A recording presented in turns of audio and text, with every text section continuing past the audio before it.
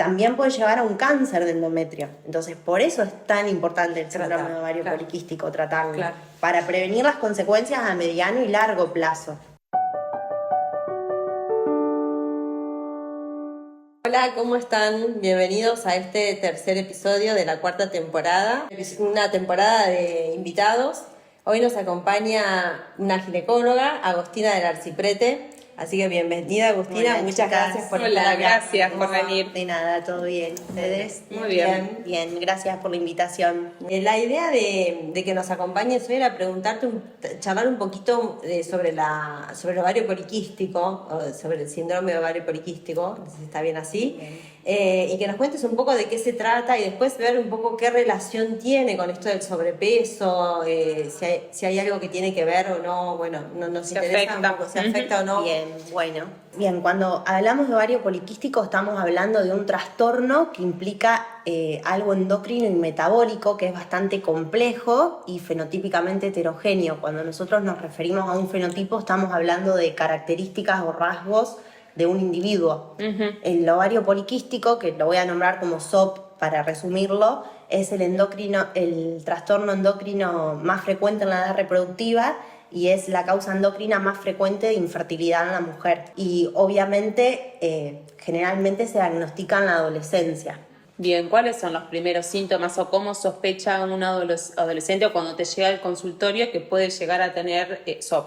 Bueno, generalmente viene una paciente, vamos a poner un ejemplo, una paciente de 20 años, 20 y pico de años, y frecuentemente consultan por alteraciones menstruales. ¿Sí? Viene con que puede pasar que la menstruación se le presenta cada 50 días, por ejemplo, que tiene algunos granitos en la cara y que nota más vello. Ella dice, tengo más vello en la espalda, más vello en el pecho, y bueno, a partir de ahí ya tenemos la sospecha.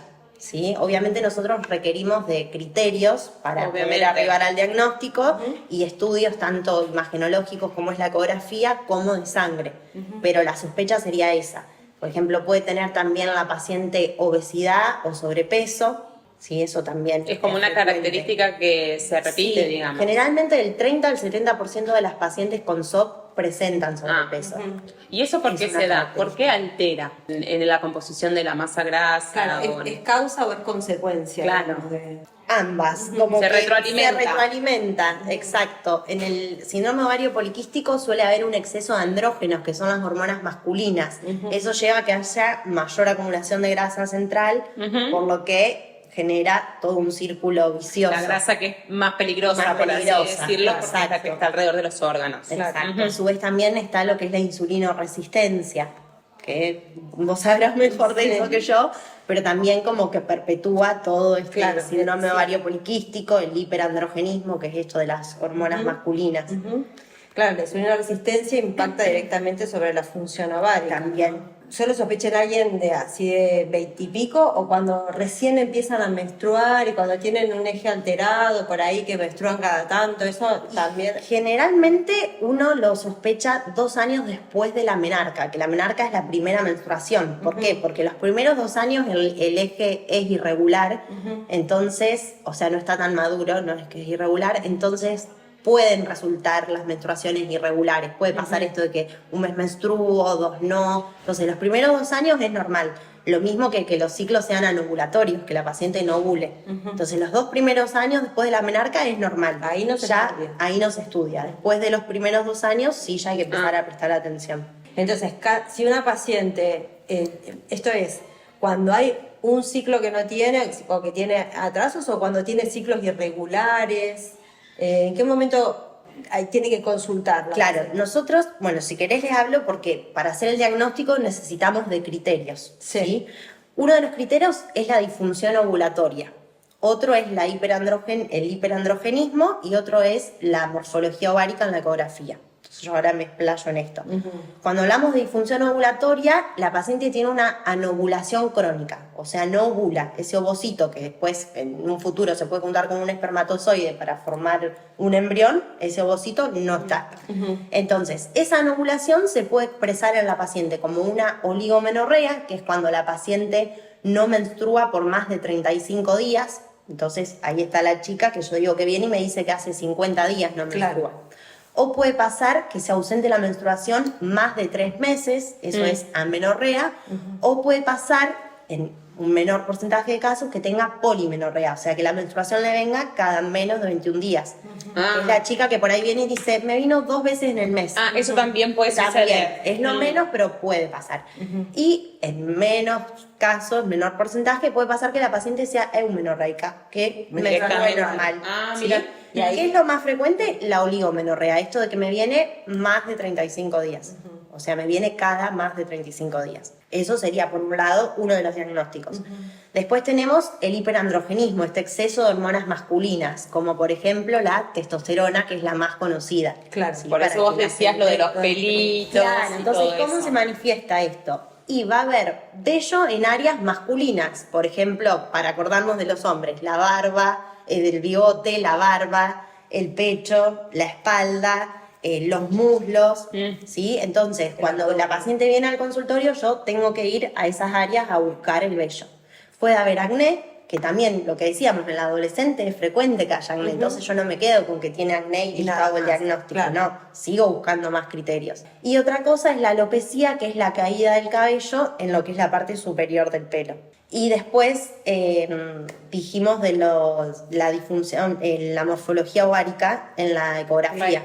¿Sí? Claro. Ahí pedimos una ecografía y en uno de los 2 ovarios va a haber lo que se llaman quistecitos, ¿sí? Que van a tener determinado tamaño, que tienen que ser de 2 a 9 milímetros y tiene que haber 12 por lo menos. Claro. O un volumen del ovario de 10. Claro. Esto ya es muy específico, pero Claro. si lo quieres Eso, saber. pero digamos, tienen que estar todos los criterios como... No, o sea, hay distintas sociedades y esto fue como evolucionando.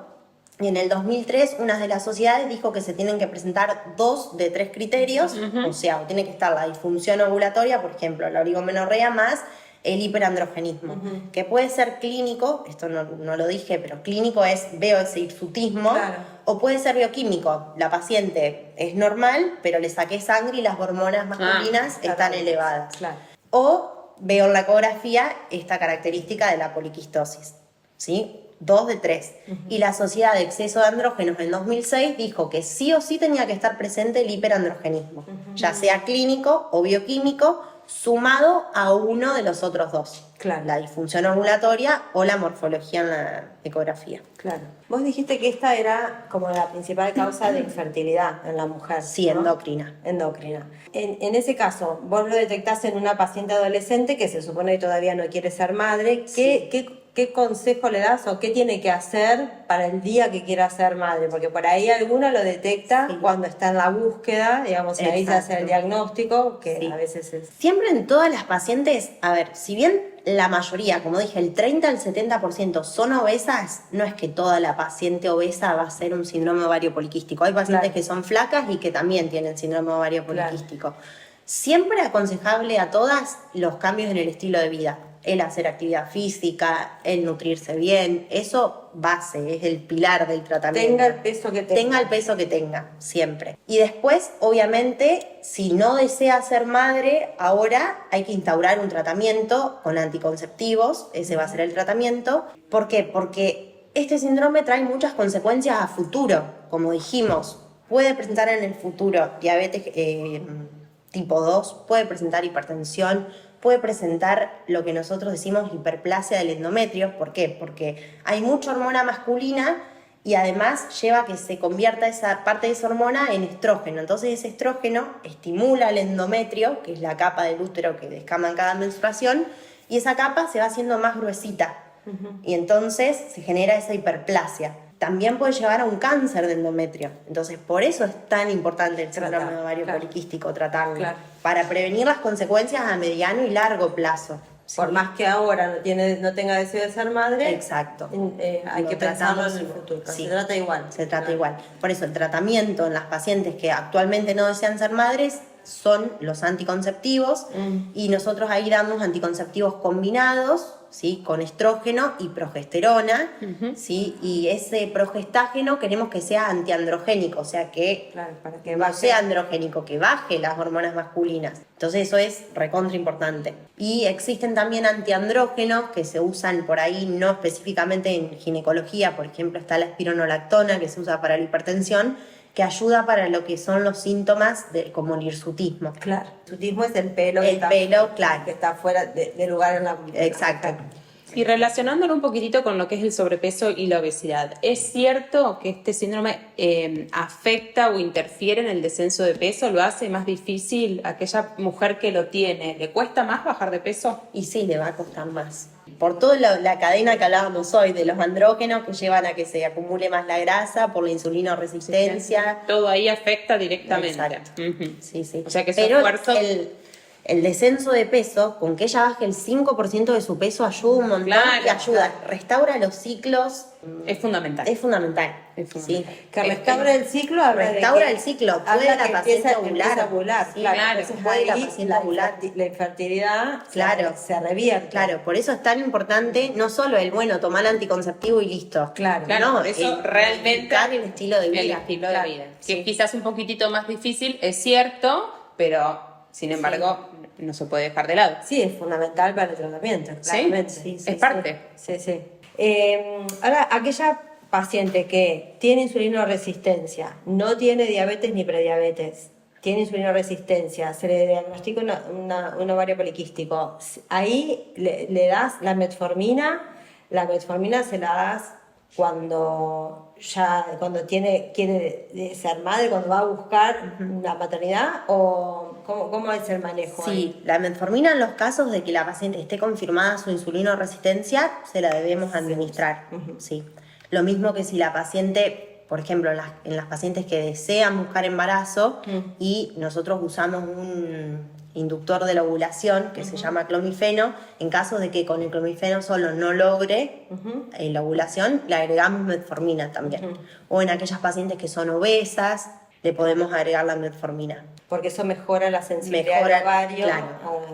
a la insulina. Sí, disminuye los andrógenos también, Claro. entonces lo mismo que hablábamos hoy, es todo un ciclo. Claro, claro. Por eso que es fundamental entonces la consulta temprana, en cuanto Sí. hay alteración del ciclo, hacer una consulta temprana, sobre todo si en algún momento se tiene deseo de ser madre, De ser pero madre, también sí. entendiendo todas las posibles consecuencias de los andrógenos. Sí, no solo a corto plazo, sino a mediano y largo plazo. sí, Que el síndrome ovario poliquístico no es solo del ginecólogo, Claro. es del clínico, es del nutricionista, es del dermatólogo en el caso del acné, Claro. o sea, es multidisciplinario, ¿no? Claro. No es solo uno, no me van a venir a ver a mí y listo, se terminó. Y No alcanza, no alcanza. como decimos, con Sí, una sola pata Sí, no alcanza, no nos alcanza. quedamos cortos. Sí. Y como siempre también la buena alimentación y Sí, la actividad física, los física. buenos hábitos siempre colaboran con este tipo de patologías endócrinas. ¿Y se sabe cuáles son las posibles causas del ovario poliquístico? ¿Hay alguna predisposición? ¿Hay factores determinantes? ¿Cómo? Y el síndrome ovario poliquístico es multifactorial. Claro. Se dice también que es poligénico, o sea, hay varios genes implicados en lo que es la etiología de este síndrome. Como hablábamos hoy, es heterogéneo el síndrome, puede presentar distintos fenotipos, o sea, cuando nos referimos a los fenotipos, que de esto tampoco hablé, es que la paciente puede venir con la alteración menstrual y la morfología en la ecografía del ovario poliquístico, eso es un fenotipo. O puede venir con la alteración en la ecografía, con la alteración menstrual y con la alteración androgénica, o sea, el hirsutismo o el acné. Claro. Si no es que tienen que estar sí o sí los tres. Con Es como decíamos, es 2 de los 3 es suficiente, Sí. pero varían. ¿Varían? Varía. Entonces, no se sabe exactamente cuál es la causa. Por esto también se dan estos fenotipos. Claro. Sí puede existir predisposición genética, por ejemplo, en aquellas madres SOP, los bebés recién nacidos suelen nacer y el día de mañana, en base también a factores ambientales, desarrollar un síndrome ovario poliquístico, o el día de mañana desarrollar una diabetes tipo 2.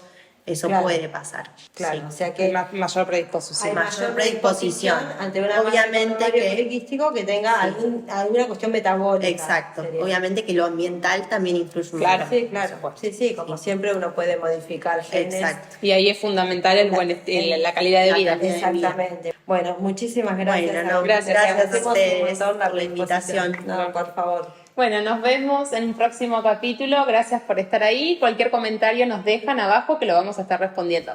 Adiós. Adiós.